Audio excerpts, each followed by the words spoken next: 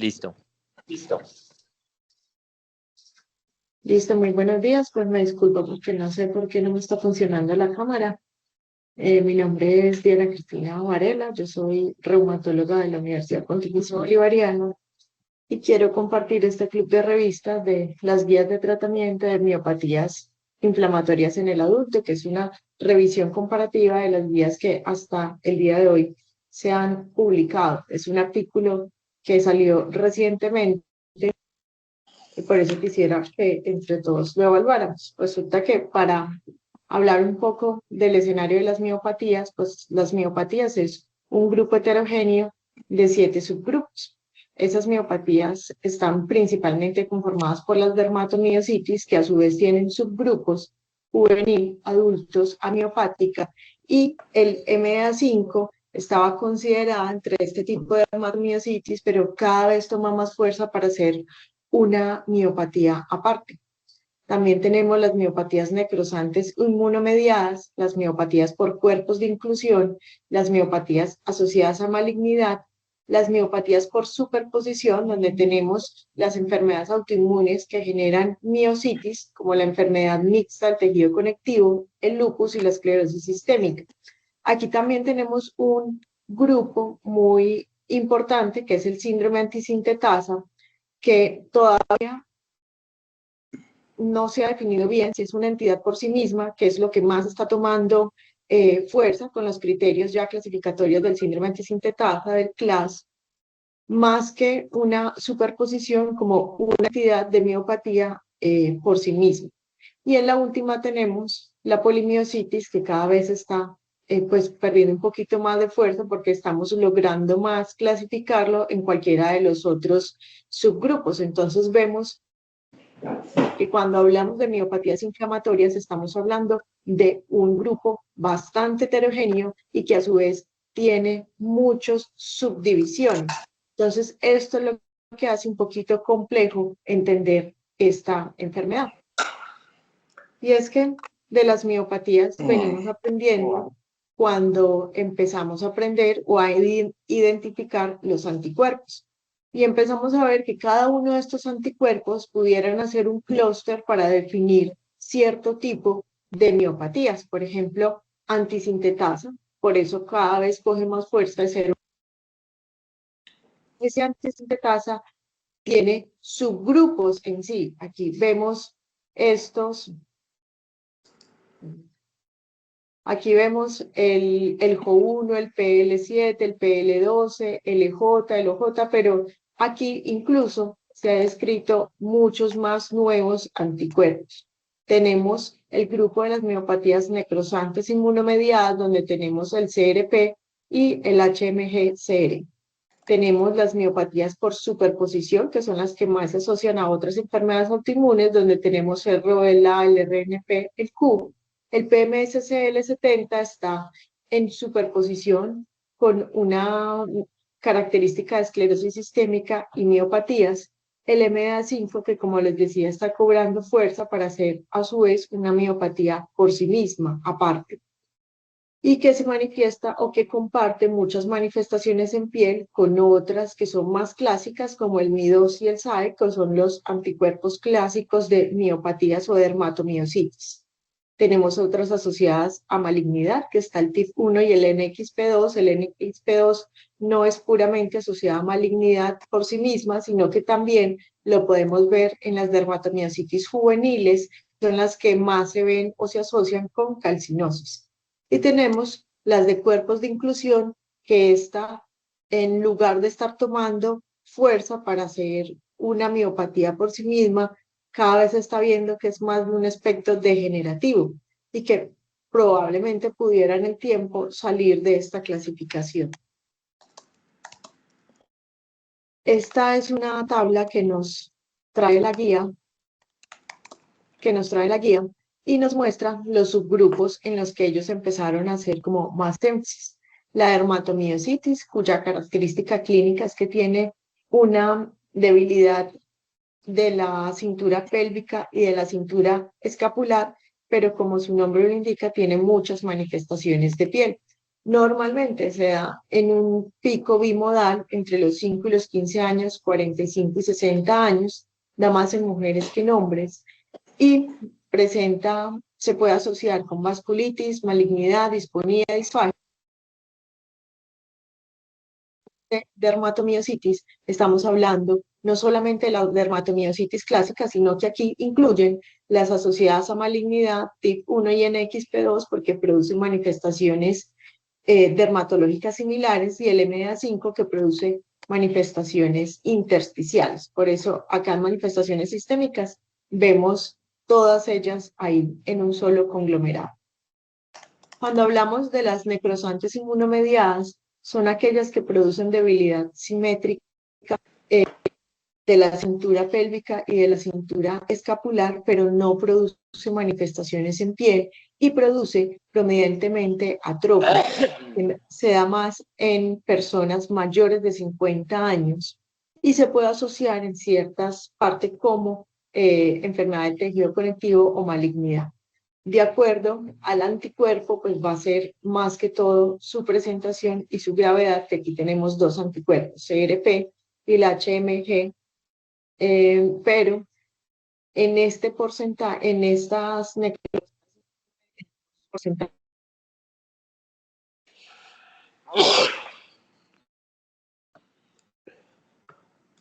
de anticuerpos. En predominar otras cosas que nos asemejen más a lupus o enfermedades, va a tener más esclerodactilia, va a tener más fenómeno de Raynaud. Si vamos de esclerosis sistémica, también va a predominar otro tipo, y son los anticuerpos los que nos va a decir que esto realmente está hablando de una superposición y no de una poliautoinmunidad.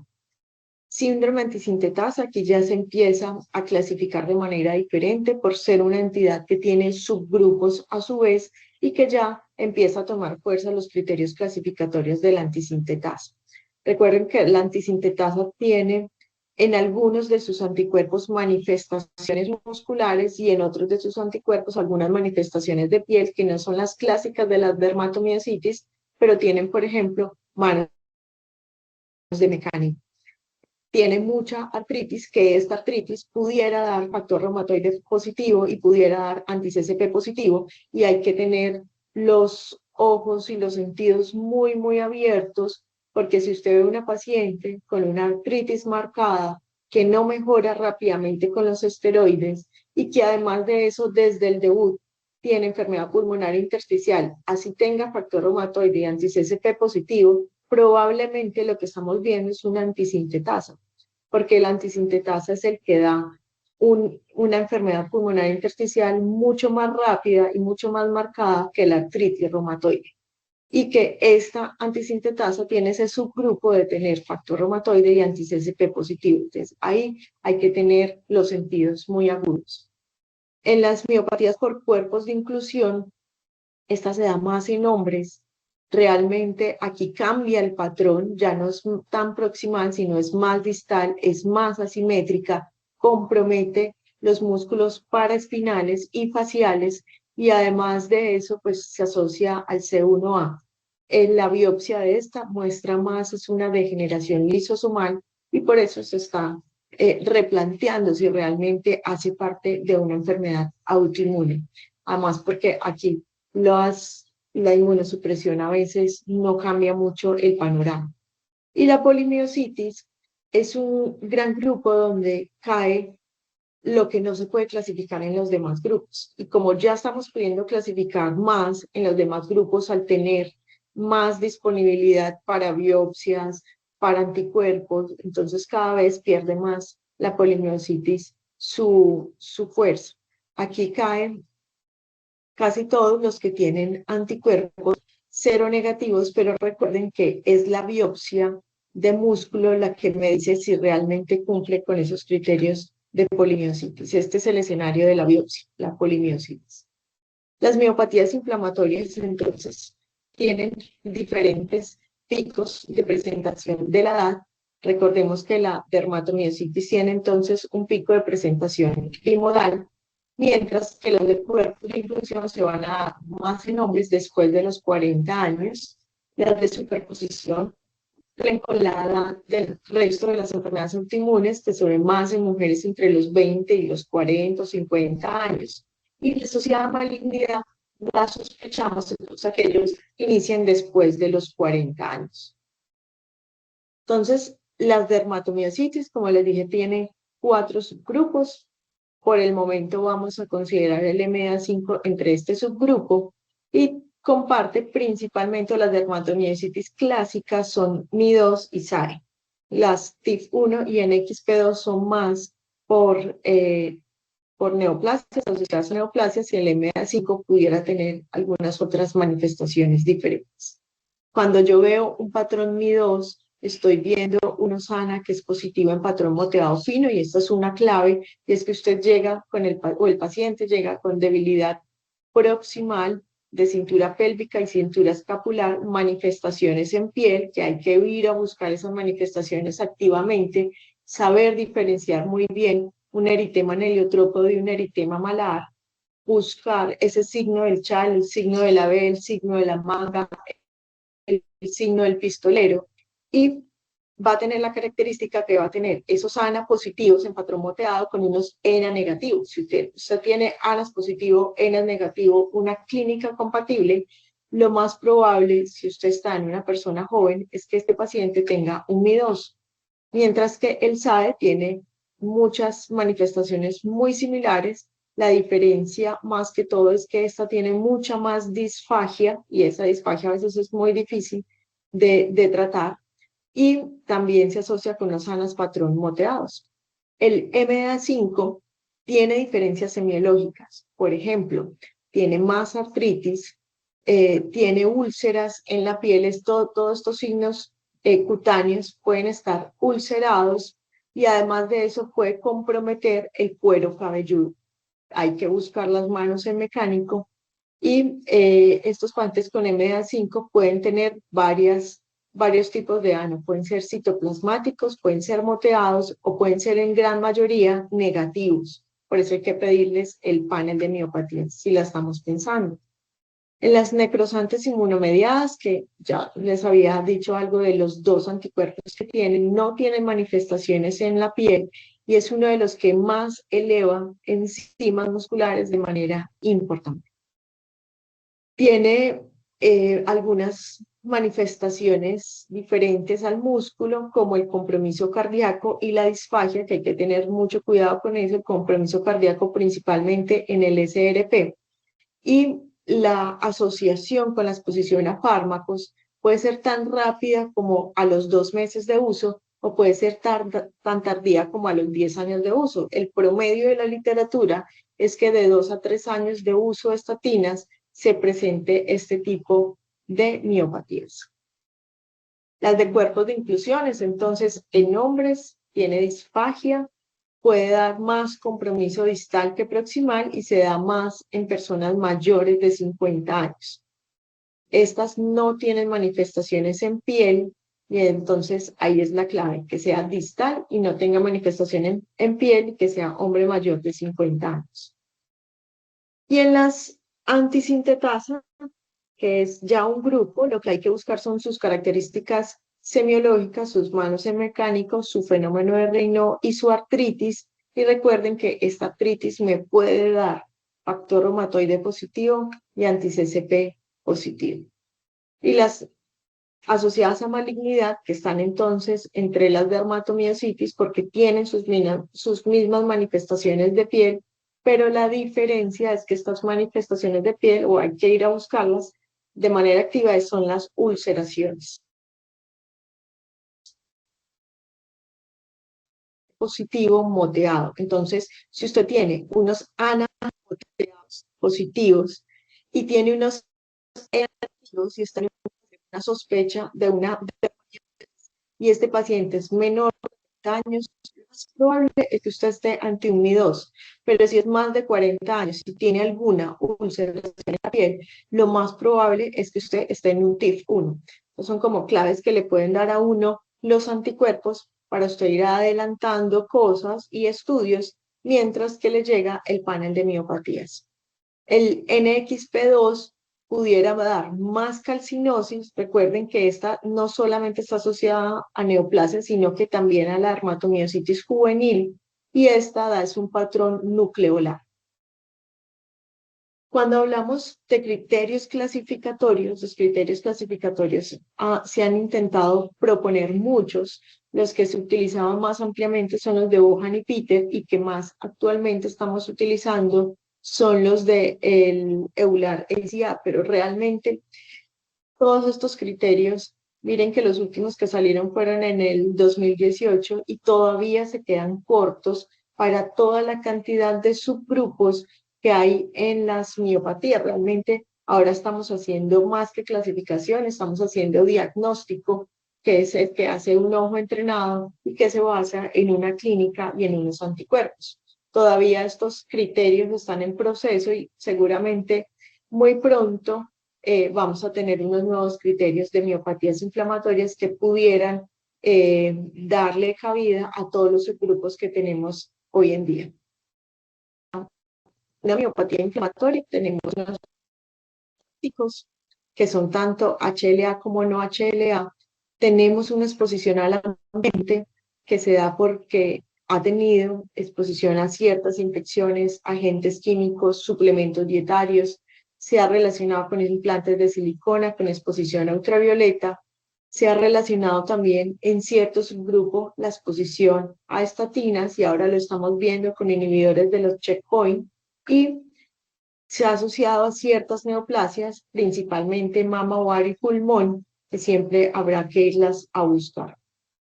Esta es una de las tablas que nos trae el artículo que veníamos a discutir, que teníamos entonces unas manifestaciones clínicas que son muy importantes, porque esas manifestaciones clínicas son los que nos dan el abordaje de qué subgrupo de todas esas miopatías estamos viendo. Tenemos unas metas de tratamiento, y es que ese paciente vuelva a caminar, vuelva a restablecer sus funciones, se quite todos esos síntomas clínicos, quite la morbilidad. Recuerden que los que tienen principalmente disfagia pueden hacer muchas neumonías por aspiración, y que mejore la calidad de vida. Pero para esto tenemos unos retos, y es primero que necesitamos una gran colaboración de los pacientes. Si los pacientes no colaboran con la rehabilitación física y con fono, es muy difícil hacer que este paciente mejore. Entonces, necesitamos, uno, aclarar cuál es el subgrupo; dos, hacer unas metas en conjunto; y tres, desde el día uno que usted inicia el tratamiento médico, se debe iniciar el tratamiento de rehabilitación. Para esto se han publicado al día de hoy 5 guías diferentes: la alemana, la europea, la japonesa, la brasilera y la británica, y vamos a traer un pequeño resumen de cada una. Cada una de estas se ha enfocado en diferentes tipos de miopatías. La alemana eh, habla recomendaciones de las dermatomiositis, polimiositis, inmunomediadas. La europea habla solo de las inmunomediadas. La brasilera intenta cogerlas a todas. La japonesa, las dermatomiositis y la polimiositis. Y la británica, todas excepto las de cuerpos de inclusión. Entonces, ¿qué dice la alemana? La guía alemana fue constituida o fue hecha por la Asociación de Neurología y Dermatología. Aquí no había participación de reumatólogos, y la propuesta de los neurólogos y los dermatólogos es que si usted tenía compromiso muscular, le diera glucocorticoides a una dosis que llega a ser hasta 2 miligramos por kilogramo, y que sea de 2 a 4 semanas. Que si usted tiene alguna manifestación grave, inicie pulsos de metilprednisolona de 3 a 5 días, y que inicie algún inmunosupresor. Ellos proponen azatioprina, metotrexate, ciclosporina, ciclofosfamida, micofenolato o inmunoglobulina. Como ustedes pueden ver, las guías son, pues estas recomendaciones son un poco laxas. También algunos cambios en las dosis, y que a veces no, el escenario no está muy claro para darlo. Terapia de mantenimiento, dicen de esteroides hasta que no le dé Cushing. Si le da Cushing, empiece a disminuirlo y llévelo hasta los 6 meses. Y a largo plazo, póngale rituximab a intervalos de 1 gramo cada 14 días por cada 6 meses por al menos 3 años. Y si usted tiene refractariedad, inicie gamma globulina de 1 a 2 gramos por kilogramo de 1 a 2 meses. Esta guía de tratamiento no tiene grados de recomendación. En cuanto a las manifestaciones cutáneas, ellos hablan también de iniciar con esteroides orales, darles antimaláricos y incluso combinar antimaláricos con mepacrina. Y si no mejora, darle terapia sistémica, metrotexate, inmunoglobulina, micofenolato. La guía europea, que fue hecha en el Centro de Neuromuscular Europeo, habla solamente de miopatías necrosantes inmunomediadas. Dice que la terapia inicial que recomiendan es darle 1 miligramo por kilogramo o 500 a 1 gramo al día durante 3 a 5 días. De eso, adicione metrotexate, ya sea oral o subcutáneo, y que mire después que la adición del metrotexate debería ser desde el inicio de tratamiento, es decir, durante el primer mes solamente da altas dosis de glucocorticoides y luego el primer mes empieza un ahorrador de esteroides. Recomiendan también dar rituximab, no son muy claros en el esquema, igual que la inmunoglobulina, dice dele inmunoglobulina mensual y puede ser por 3 meses o 6 meses. Y si no, puede darle azatioprina, micofenolato, si tiene alguna intolerancia para los previos. Y la terapia de mantenimiento dice, empieza a disminuir los esteroides hasta 2 años, llévelo o con metrotexate o con rituximab o empieza a suspender gradualmente la inmunoglobulina. Y en casos de refractariedad, le puede dar rituximab, plasmaféresis, ciclofosfamida o ciclosporina. La guía brasilera, que fue la que intentó abordar todas las miopatías y que se hizo por la Sociedad Brasilera de Reumatología, ellos proponen que para la terapia muscular inicial dele glucocorticoides, dele una dosis de 0.5, que aquí ya empiezan a ser un poquito más juiciosos con el uso de esteroides, 0.5 a 1 miligramo por kilogramo durante al menos 4 semanas y empiece a hacer una reducción gradual de esa dosis. Si está grave, púlselo hasta por 3 días consecutivos y comience de manera inmediata los esteroides con algún inmunosupresor o inmunomodulador, y ellos recomiendan metrotexate, azatioprina o ciclosporina. Si usted tiene una enfermedad refractaria o grave, inicie con gamma-globulina, 2 gramos por kilo de 2 a 5 días, o lo puede combinar con rituximab. Aquí empieza a aparecer el abatacept, que tiene algunos casos en la literatura, y ellos recomiendan de 500 a 1000 miligramos según el peso durante 6 meses. También recomiendan tacrolimus, ciclosporina, tocilizumab o terapia intravenosa con ciclofosfamida, y aquí hacen una recomendación en contra de los anti-TNF, que el anti-TNF en lo que lleva o lo que ellos revisaron de la literatura no tiene cabida para las miopatías inflamatorias. Pero estas recomendaciones, recuerden que aquí están todas las miopatías, entonces pues ya se tendrá que ir separando de acuerdo a cada una de estas. Y las manifestaciones, ellos dicen que inicie con pulsos de metilprednisolona y que empiece a utilizar otros inmunosupresores. Ellos encontraron que la leflunomida parecía eficaz en piel de dermatomiositis refractaria y que el micofenolato también se pudiera dar en enfermedad cutánea refractaria hasta 1.5 gramos, a máximo 3 gramos al día. La guía japonesa fue hecha por neurólogos y neurólogos. Lo que aconsejan ellos en músculo es dar prednisolona de 0.7 a 1 miligramo por kilogramo y puede iniciar cualquier otro inmunosupresor de manera concomitante. Puede ser metrotexate, azatioprina, tacrolimus, ciclosporina o micofenolato, de acuerdo al subgrupo que usted tenga y a la gravedad que usted tenga. Pero si ese paciente está grave, inicie inmunoglobulina.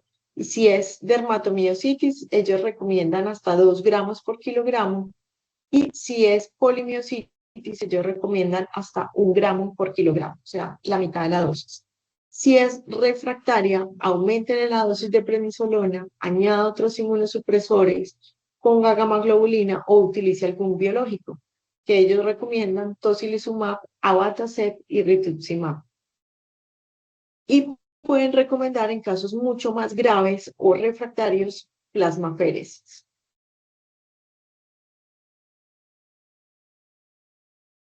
Y en cuanto a lo cutáneo, ellos, al contrario de la brasilera, dicen que no den corticoides sistémicos ni inmunosupresores sistémicos, que empiecen solamente con observación o terapia tópica y que para ya síntomas más cutáneos le puede dar odapsona, hidroxicloroquina, inmunoglobulina, metrotexate, micofenolato, ciclosporina o tacrolimus. La guía británica fue la segunda guía hecha por reumatología, es una de las guías más recientes, donde la única que ellos no intentan meter todos los grupos, excepto las de cuerpos de inclusión, y su recomendación para músculo es que le dé dosis de glucocorticoides de 0,5 a 1 miligramo. Miren que las dos de reumatología son un poco más cautos y las que son hechas por neurólogos y dermatólogos pues suben hasta 2 miligramos por kilogramo.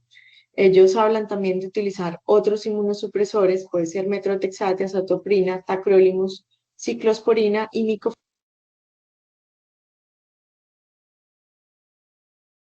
largo plazo que pueda. Y ellos consideran ciclofosfamida y si ya es falla alguno de estos dos inicialmente, considere rituximab, pero que el rituximab tiene mayor evidencia en los pacientes que tienen anticuerpos positivos, sobre todo el subgrupo de MI2, es donde más se recomienda el uso de rituximab porque ha mostrado mayor respuesta. Aquellos pacientes que son anticuerpos negativos tienen muy poca o muy pobre respuesta contra el rituximab y tienen mejor respuesta a la gamma globulina. Y en esos casos raros de refractariedad, tanto a inmunoglobulina como ciclofosfamida y rituximab, pues consideran que ese es el escenario para empezar a utilizar abatacept. En las manifestaciones cutáneas, ellos dicen que podría considerar el uso de rituximab si no corresponde o si no responde a lo convencional, a los fármacos convencionales, o inmunoglobulina cuando no hace esa respuesta inicial, que siempre debe utilizar bloqueador solar, evitar la exposición solar, utilizar siempre un buen bloqueador, apoyarse de dermatología y esto le va a ayudar pues a disminuir los brotes. Bueno, hemos revisado entonces las recomendaciones de todas las guías. Vemos que todas son todavía bastante heterogéneas y esto es lo que se en esta enfermedad, en las miopatías inflamatorias. Y es que primero es una enfermedad bastante heterogénea, tiene varios subgrupos que a su vez tienen subgrupos. Cada uno de estos anticuerpos presenta un espectro clínico diferente que hay que tener en cuenta y que probablemente cada uno de estos subgrupos va a responder diferente a cada uno de los inmunosupresores que se utilicen, que tenemos hoy en día mucha dificultad en los criterios clasificatorios precisamente por la heterogeneidad y que esto ha dificultado mucho la inclusión de los pacientes en grandes estudios clínicos. Estuve revisando en Clinical Trials sobre algunos estudios actuales y varios se han cerrado porque no han cumplido con la cuota de pacientes, porque no se han podido incluir bien, porque además son enfermedades de baja prevalencia y alta heterogeneidad que hace que sea difícil esa inclusión, que también hay varios errores diagnósticos por superposición, y esto lo ve uno mucho en la clínica, que llegan pacientes remitidos para manejo como si fuera un lupus, con diagnóstico de lupus, pero uno lo ve y pues claramente es una miopatía inflamatoria. Entonces, esto puede pasar porque comparte muchas cualidades, comparte algunos anticuerpos incluso, y muchas veces pudiéramos ver poliautoinmunidad. Claramente tiene una enfermedad, una miopatía inflamatoria, pero puede también tener otra y cumplir criterios de clasificación para otra enfermedad autoinmune. Además, que hay algunas miopatías que tienen una baja prevalencia y es muy difícil la representación de estos grupos minoritarios en estos estudios de moléculas y que sin duda para poder lograr un buen trabajo en miopatías inflamatorias, pues requerimos un trabajo en equipo. Y esta es una invitación que aprovecho para dar a través de esta charla, y es que estamos creando redes de miopatías tanto en Colombia como en Latinoamérica, para que ustedes, que son hospitales universitarios, se unan también a nuestros grupos de miopatías y enfermedades intersticiales de Latinoamérica y de Colombia para que podamos crear un gran número de pacientes y podamos generar realmente una evidencia que sea sólida y que podamos dar recomendaciones porque finalmente esto a los que beneficia es a los pacientes. Esto le va a cambiar la alta morbilidad, la alta incapacidad y también la mortalidad que viene asociada a estos pacientes.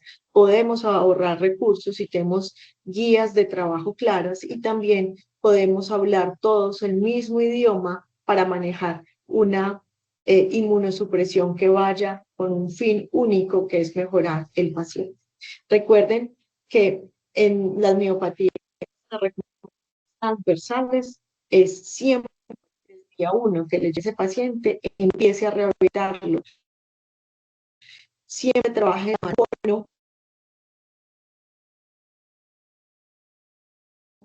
terapia física, que eso realmente hace que los pacientes estén saliendo del hospital.